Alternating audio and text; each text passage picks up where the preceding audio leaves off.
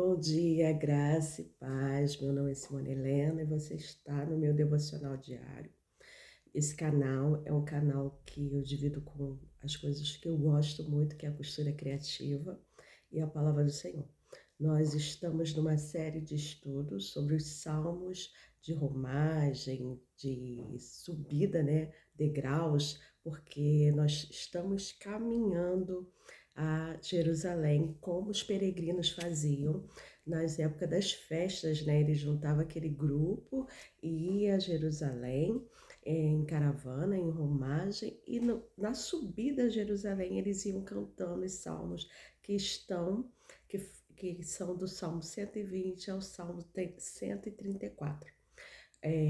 As subidas a Jerusalém eram prática do judeu, porque era uma lei de Deus estabelecida por Deus, que o judeu, aonde que ele estivesse, eles deveriam ir pela uma vez ao ano a Jerusalém para adorar o Senhor, seja na festa da Páscoa, no tabernáculo ou no Pentecoste. Então eles tinham oportunidade de ir a Jerusalém na primavera, no verão ou no outono, em uma dessas festas. E o salmo que nós vamos ler hoje, nós estamos no sexto salmo do grupo dos salmos de Romagem, que é o Salmo 125. O Salmo 125, ele é um salmo que fala a respeito da confiança em Deus, ele fala a respeito da fé, da fidelidade, também ele fala em respeito das pessoas serem perseguidas e da apostasia, né? De você acabar. Então ele está muito completo, muito complexo. De repente eu levo mais tempo do que eu estou acostumada a falar aqui com vocês, mas vamos caminhar, né? Apesar dessa complexidade toda do Salmo 125, é um salmo que muitas pessoas leem e muitos às vezes não refletem claramente no que ele está dizendo. Vamos lá, o Salmo 125 fala assim: todos aqueles que depositam absoluta fé no Senhor são inabaláveis como o monte de Sião. Essa é a versão King James. Então ela fala assim: todos aqueles que depositam absoluta fé no Eterno são inabaláveis como o monte Sião. Assim como o colar de montanhas que cerca Jerusalém, a proteção do Senhor envolve seu povo eternamente. O cetro dos ímpios não prevalecerá sobre a terra, concedida aos justos. Se assim fosse, até mesmo os justos se entregariam à prática da impiedade. Sê misericordioso, Senhor, com os bons, com todas as pessoas de coração íntegro, mas aos que se desviam por caminhos inescrupulosos, que o Senhor os expulse da sua presença, juntamente com todos os ímpios, e que haja paz sobre Israel. Geralmente nós escutamos assim: os que confiam no Senhor são como os montes de Sião que não se abalam e permanecem para sempre. Né? Nós ficamos no primeiro versículo e não meditamos nos outros quatro que ficam à frente, né?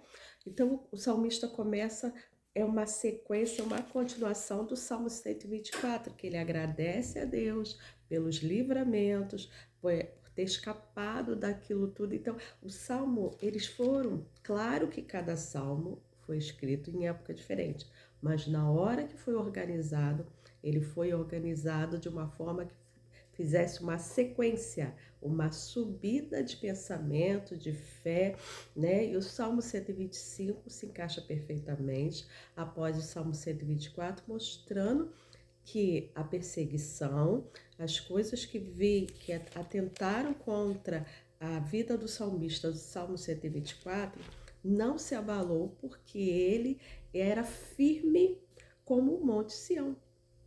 Né? Os que confiam no Senhor não são como o monte, eles são exatamente firmes como o monte. Sião, somos como o monte, não nos abalamos diante da dificuldade, né? Nós estamos vivendo alguns anos, tempos difíceis, não é agora, já há alguns anos que vem uma sequência de dificuldade, de problemas, de tempos difíceis, e nessa dificuldade que nós estamos vivendo, acaba se formando grupos de pessoas. Nós podemos ver claramente 3 grupos de pessoas no Salmo 121. Os que confiam, os que são firmes, os que olham as dificuldades, mas não se abalam, não ficam dentro de casa, não se apostam toda a fé. Eles são inabaláveis, assim como uma cordilheira de montanha em volta de Jerusalém. O Senhor está em volta desse grupo de pessoas que confiam firmemente no Senhor. E no Salmo, no verso 4, eles são chamados de justos.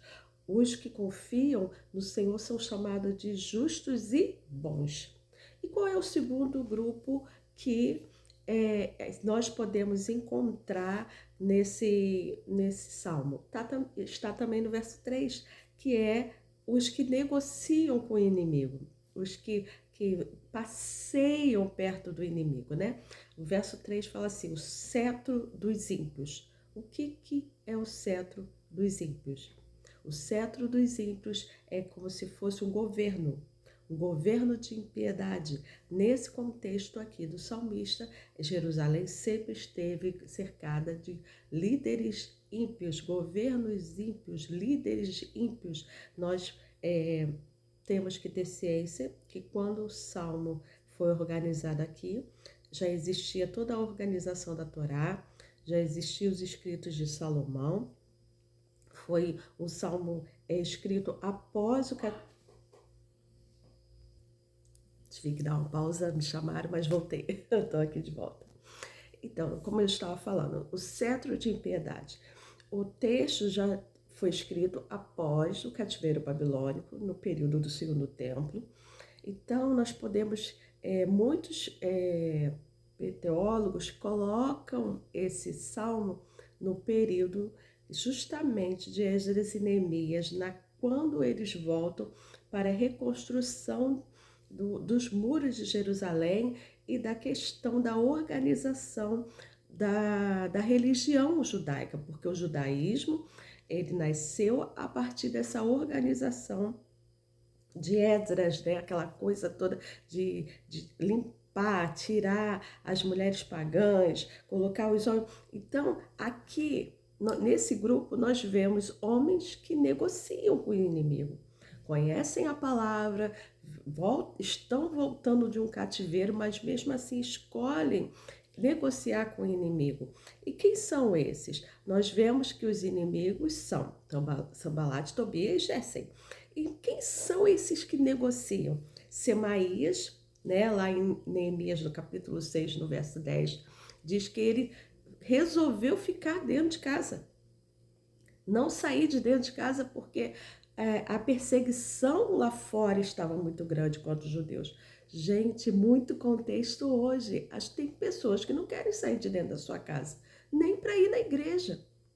E esses tipos de pessoas, eles começam a se esfriar na fé de tal forma que eles começam a acreditar e dar ouvidos à impiedade. Então diz que Semaías, ele era um informante que chamou Neemias, foi visitar ele, e ele começa a contar o que os inimigos estavam aprontando. Por que ele sabia? Porque ele negociava, ele conversava com o inimigo, né? E nesse contexto também tinha uma falsa profetisa, que é a Noádia, que profetizava palavras que não eram de Deus, também muito presente nos dias atuais. E por fim, tinha o sacerdote que era tolerante com a impiedade, que era Eliasabe, que ele permite que uma das suas filhas casem com o ímpio. Então ali, esse contexto muito presente na nossa atualidade é o contexto do Salmo 125. Então tem aqueles que ficam firmes, inabaláveis, diante da impiedade, ficam na palavra. O que é firme e inabalável, gente?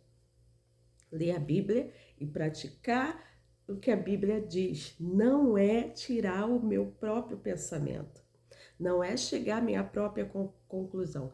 Chegaram às suas próprias conclusões. Semaías, Noádia e Eliasabe.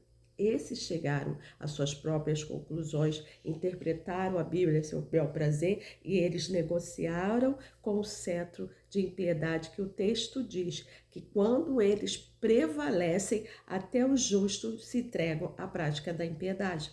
Ou seja, quando a impiedade está muito grande, muito presente, durante muito tempo, no meio do povo de Deus, até aquele que é certo começa a fazer o errado, como é o caso de Semaia, Noádia e Eliasabe, que seguiram o conselho de Sambalate, Tobias e Gésem. Mas nós vemos Neemias firme e inabalável. Estou fazendo uma grande obra de forma que não posso parar. Né? Ele não seguiu a impiedade. E nós vemos, o texto continua falando de um outro tipo de pessoas, né? O primeiro, o forte inabalável, o segundo, aquele vai com a onda, eu vou para lá, eu venho para cá, eu vou, né? Aquele do jeitinho brasileiro. E o terceiro é aquele que se aposta da fé, que resolve trilhar o caminho errado, que é o verso 5 que fala: mas os que se desviam por caminhos inescrupulosos, que o Senhor os expulse da sua presença, juntamente com todos os ímpios. Então, o salmista começa falando do crente firme, do servo de Deus firme, e aponta o servo de Deus que vai na conversação, que não tem um firme fundamento, que não tem raiz, e mostra aquele que se desvia por causa da dificuldade. Volto a dizer, estamos em dias maus, estamos em tempos difíceis, não é um tempo de ouvir qualquer conversa de qualquer um. É tempo de abrir a Bíblia e ler, e meditar, e ver verdadeiramente que Deus quer falar conosco, porque o salmista diz que aqueles que são como o monte de Sião, eles mantêm uma fé firme. A fé firme no Senhor, a fé que não se desvia, a fé que não olha a circunstância, a fé que liga a televisão e fala assim: Deus é soberano, Deus está no controle de todas as coisas, Deus não perdeu o controle. Esse é o que habita no Monte de Sião. O salmista também diz que aqueles que têm fé são obedientes à palavra do Senhor.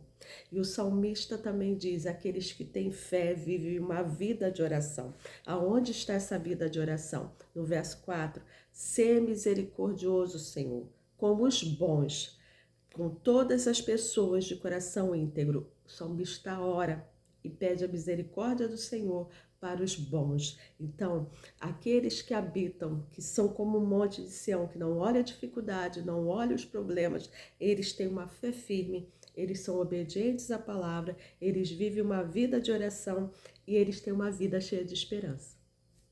Aonde está a esperança no Salmo 125? É justamente lá no final, que ele fala que Deus expulse da presença dele os que se desviaram, que esses saiam do nosso caminho e que haja paz sobre Israel. Shalom, shalom. Nada quebrado, nada faltando, tudo completo. Paz. Shalom não significa só paz, vai muito além da palavra paz. Significa tudo perfeito, tudo completo, a plenitude de todas as coisas. Que o shalom do Senhor venha sobre nossa vida hoje, porque dias de dificuldades estão aí, dias de tribulação. Não adianta nós dissermos assim, vai melhorar, porque não é bíblico. A Bíblia não diz que vai melhorar. A Bíblia diz que dias mal virão e que a apostasia virá. Isso tudo é preparando a volta do Senhor. Maranata, hora vem Senhor, a hora vem Senhor Jesus, né? Mas a própria palavra que diz que nós temos que ficar firme, ele também diz o motivo e o efeito das aflições sobre nossa vida. Estar aflito não é sinônimo também de coisas ruins, é um sinônimo de que estamos amadurecendo na presença do Senhor. Nós vemos o Neemias amadurecido, ele não se abalou pelos problemas que estavam ao redor dele, ao contrário. A palavra do Senhor diz que 54, se eu não me engano, 54 dias o muro foi reconstruído. Muro reconstruído significa fortaleza do Senhor na nossa vida, trazendo para parte espiritual, a presença, a casa, nossa vida cercada pela presença do Senhor. Paulo escreveu em 2 Coríntios, capítulo 4, verso 16, sobre aflição. O homem que mais conheceu uma vida de aflição foi Paulo. Davi, de perseguição. Foi perseguido o tempo todo. Paulo passou nós temos o costume de falar assim, o tempo da graça, achando que podemos fazer tudo. No tempo da graça estamos no Salmo 25, que somos expulsos da presença do Senhor por caminhar entre a impiedade, né? Como Semaías, Noádia e Eliasabe, que caminharam no meio da impiedade. Deus não tem prazer nesse tipo de pessoa. Não é porque estamos no tempo da graça que possamos dar um jeitinho brasileiro em tudo. Não, mas no tempo da graça, Paulo escreveu em 2 Coríntios, capítulo 4, verso 16, assim: portanto, não desanimamos, ainda que o nosso exterior esteja se desgastando, o nosso interior está plena renovação, dia após dia, forte como um monte. Pois as nossas aflições leves e passageiras estão produzindo para nós uma glória incomparável de valor eterno. Sendo assim, fixamos nossos olhos não naquilo que se pode enxergar, mas nos elementos que não são vistos, pois os visíveis são temporais, ao passo que os que não se veem são eternos. Ou seja, Paulo dizendo, o que eu estou passando aqui é passageiro, é leve, perto do que eu verei quando Jesus voltar. Breve, grande do que eu verei quando o Senhor me chamar. Paulo foi chamado de uma forma, morreu de uma forma triste, mas pleno para a glória do Senhor, como Estevão, quando estava apedrejado, viu os céus abertos. Então, o que esperava Paulo, Pedro, cada um daqueles que está escrito em Hebreus 11, na galeria da fé, é muito maior do que esse tempo presente que nós vivemos. Por isso que o salmista fala, os que confiam no Senhor. Por que confiar? Porque dias maus são para todos. E lendo a Bíblia você vê que os dias maus foram a vida inteira para todas as pessoas. Nunca houve realmente um tempo completo de paz. Porque, como nós estamos estudando, nós somos peregrinos. Nós estamos subindo os degraus da peregrinação para Jerusalém Celestial. O salmista foram organizados de uma forma a nos mostrar que a nossa casa, a nossa terra não é aqui, é no céu. Quando lutamos por coisas terrestres, perdemos as coisas celestiais. Semaías lutou por coisas terrestres, perdeu coisas celestiais. Lutemos para levar o evangelho pleno, a palavra do Senhor. Lutemos para propagar a palavra do Senhor. Não lutemos com armas carnais, mas lutemos com armas espirituais. Que Deus nos abençoe nesse dia, que possamos ficar fortalecidos como os montes, que diz a palavra do Senhor. Que sejamos montes firmados, construídos a nossa casa na rocha. Deus, muito obrigado por essa palavra nesse dia. Dá-nos, Senhor, uma semana abençoada, uma terça-feira abençoada.